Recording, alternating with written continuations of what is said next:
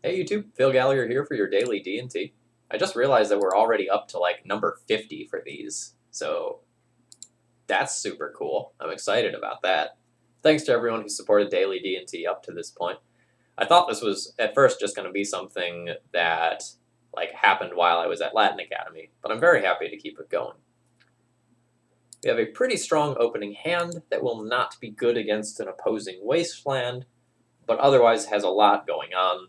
We have plenty of gas.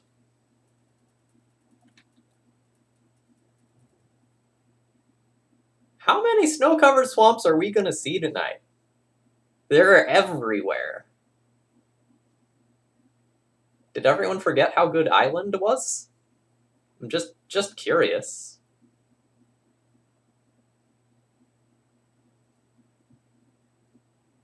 I do think Depths is very, very good.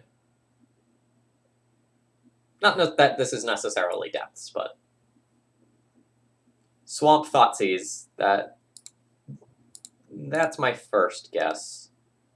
Although this would be like a great ant thing to swap out your swamps for snow-covered swamps to like go and like try and juke people. Are we playing against Pox again? Or are we playing against some sort of weird Nick Fit deck?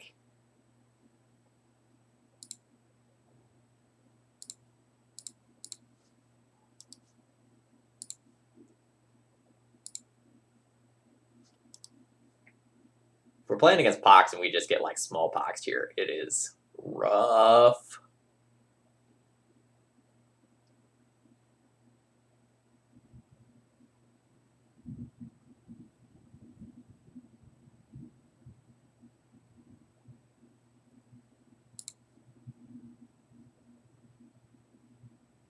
Now what? My opponent is out of cards.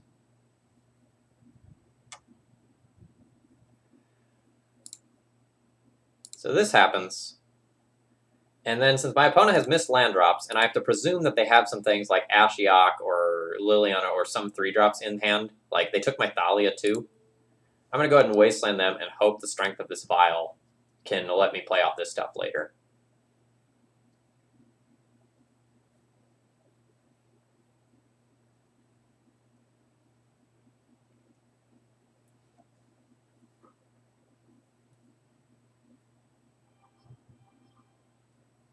My opponent did have more lands.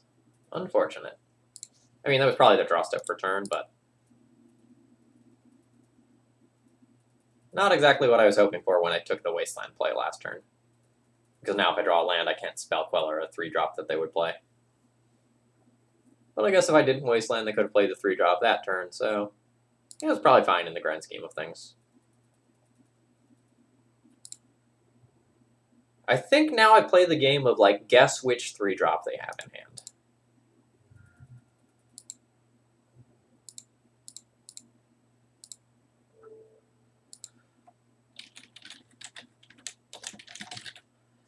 I think Liliana of the Veil is one that would really suck for me right now.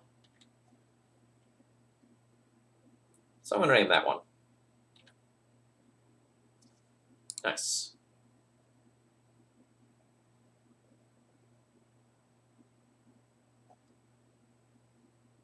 My opponent has paused here. Are you going to use a removal spell now? Are we waiting to see if I had a Mother of Runes before just, like, Fatal Pushing this or something?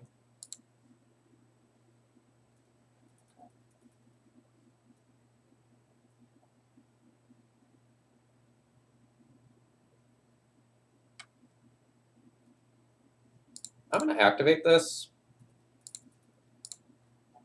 There's kind of a weird sub-game that is played there that influences how much damage I'm potentially doing this turn. If my opponent, say, has a 2-mana Edict or something like that, and I tap my Vial and they don't respond, then I get, like, free roll protection for my Meddling Mage, which otherwise might get removed in combat. But if they do respond, I miss out on 2 damage, and maybe they would have, like, waited until a little bit later on to play something. A Nether Spirit. Sure. It's actually very convenient because I didn't actually expect my Swords to Plowshares to do anything in this match.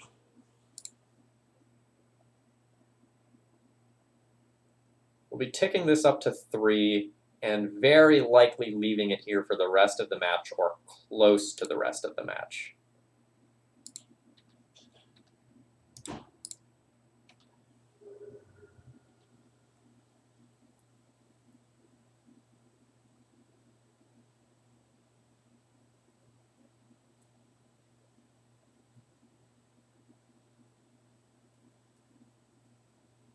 I'm going to think about letting this resolve for a second before taking an action. Because I don't mind losing the Caracas. I don't mind discarding my Batter Skull.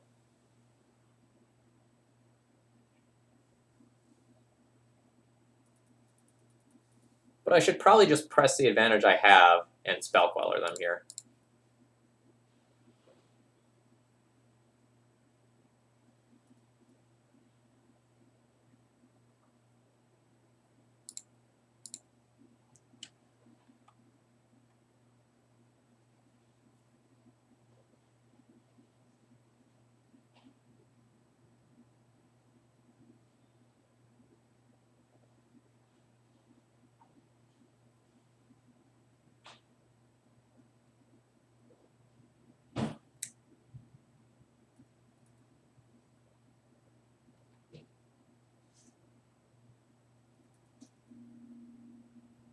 All right, and my opponent's done with me there.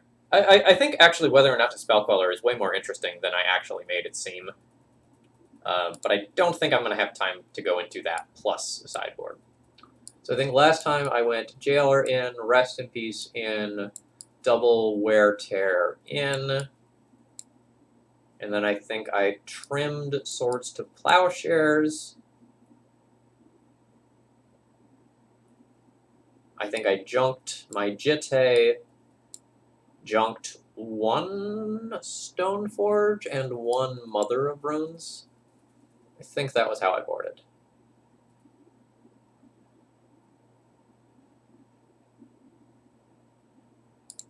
I'm still going to whack some mid. I think the Rest in Peace is probably going to be worse against this deck than my last opponent's version. I'm not 100% sure. My opponent is mulliganed. I'll be keeping my hand. Not entirely sure how I'll be doing my sequencing of lands here. That is going to be a touch tricky, because I have to make the choice on turn 1 about whether to play Tundra or Flooded Strand. Never mind.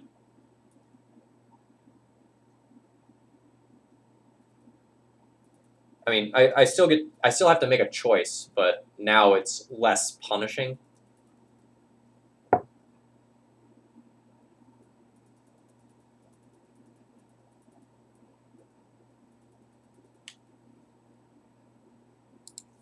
think I'm still going to lead on the Tundra, since I don't care about wastelanding when my opponent's only thing in play is a factory.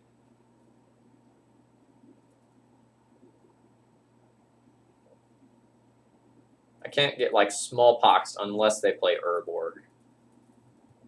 There we go.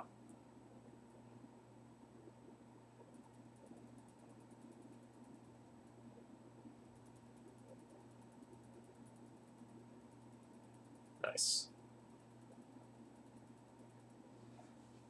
So, do I want to just jam this Wasteland on their Urborg this turn? I really think I do.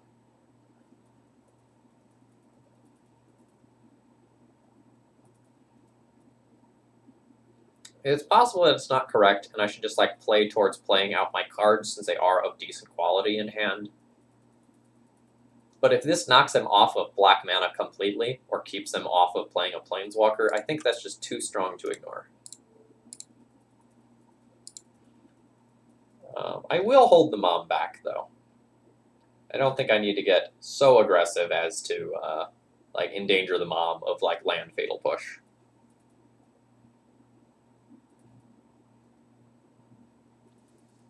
Because I have two cards that I very, very, very much am going to want to protect.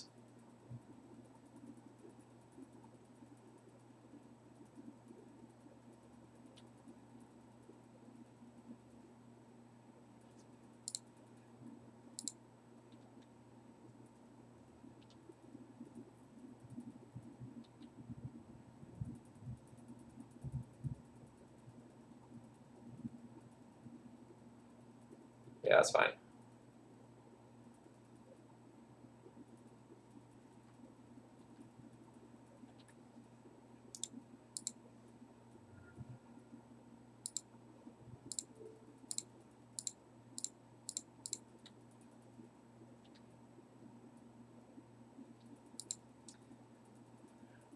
Still gonna hold the mom back.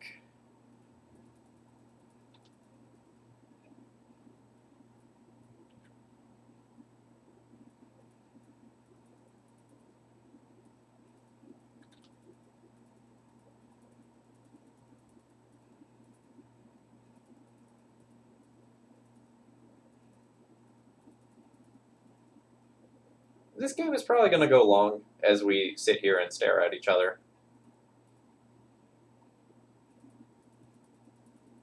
I think if my opponent was not going to wasteland me, they should have considered attacking with the factory. It doesn't necessarily mean it's correct because the Swords of Plowshares or like the Wear Tear that I obviously have in hand is punishing for it. But I don't know that doing nothing is a valid strategy for them moving forward.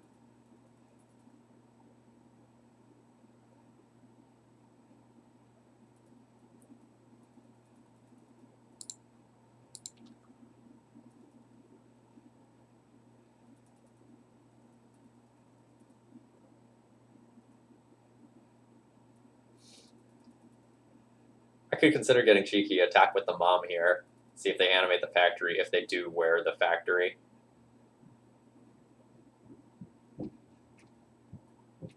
I think that's too cute.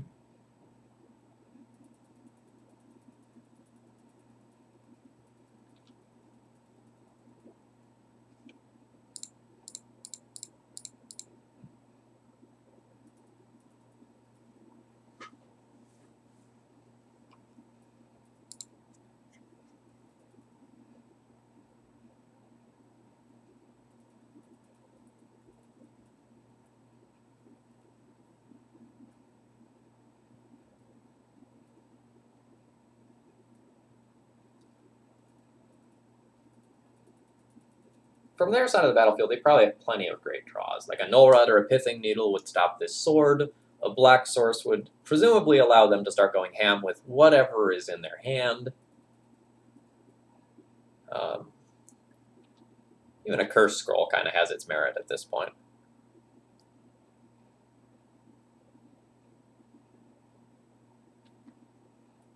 Yeah, Ratchet Bomb, slow but fine. I'd love to draw a land to just like be able to wear that and equip. I did not. So then I guess the question is, like, are they going to take the mom off the table with this, or are they going to take my sword off the table with this? Because if it's just taking the mom off the table, I don't really care.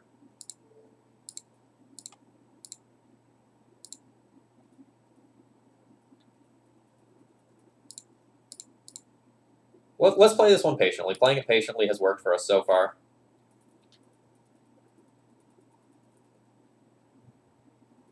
Alright, they have a Black Source, so they can, like, Innocent Blood away my Mother of Runes or equivalent.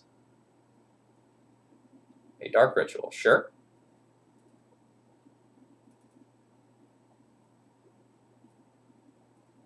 What do you have for me, friend? How bad can you make this?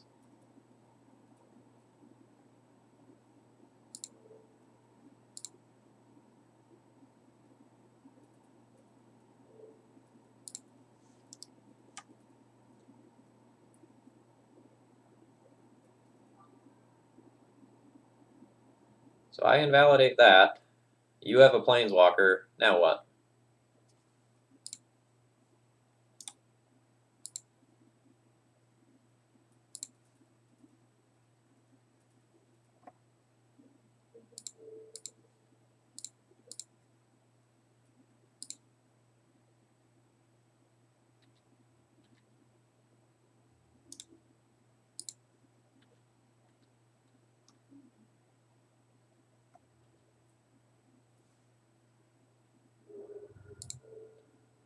I will keep Liliana's loyalty in check by shooting her down. even though I very well might end up deputying of detentioning that away. But I can't necessarily count on that.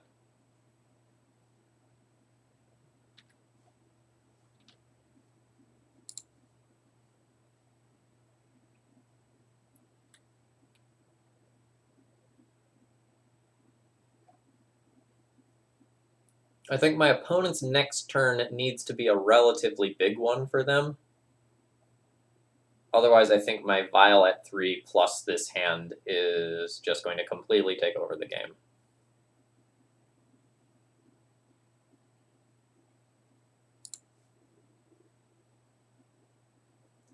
That is strong. That is very strong.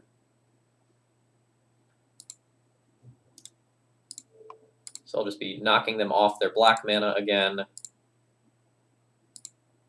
and playing another Ether Vial.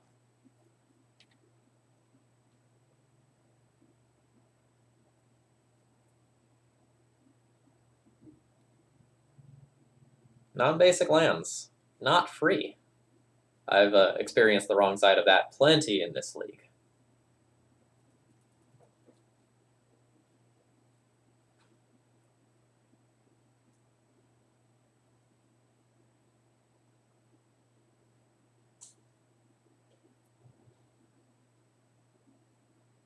Are you going to wasteland me?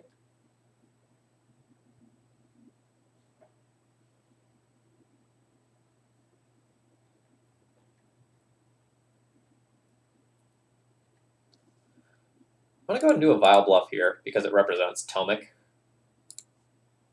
No thought for my opponent there.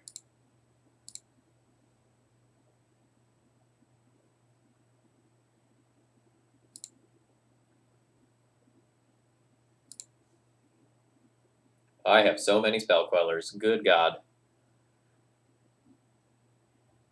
So I'll probably let my opponent just like... Well, actually, if I put in the Deputy of Detention now, I can also equip it with my sword. But I don't think that's necessary. I'm just going to pass the turn. My opponent can Lily Plus again. At the end step, I'll Deputy of Detention it away. And then that also leaves up just me putting in a Spell Queller if my opponent draws a land.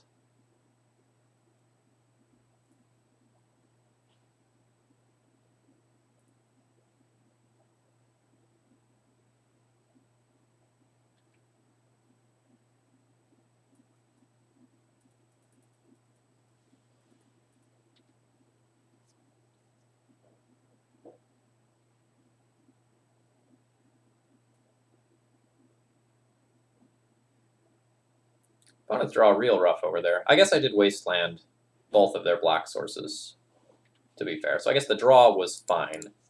The circumstances after the draw, not the best.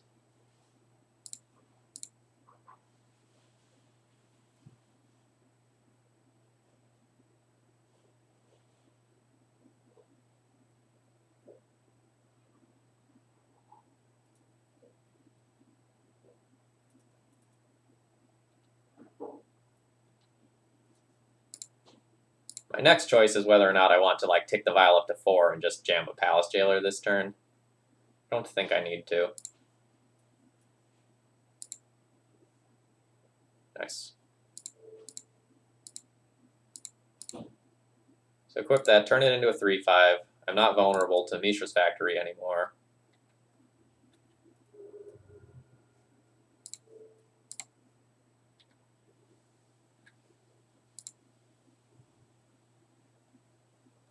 So we can go to my opponent's turn. In my upkeep, I'll go ahead and Vial this in.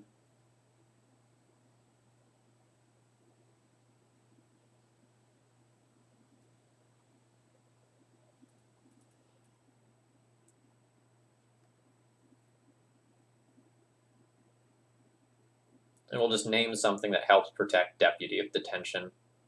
Probably Fatal Push.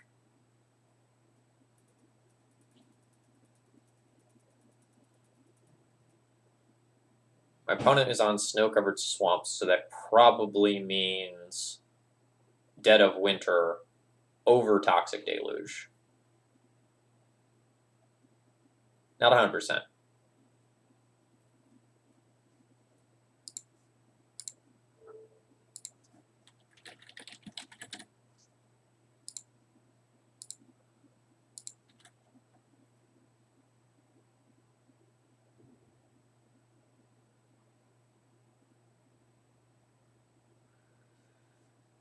Sorry, friend.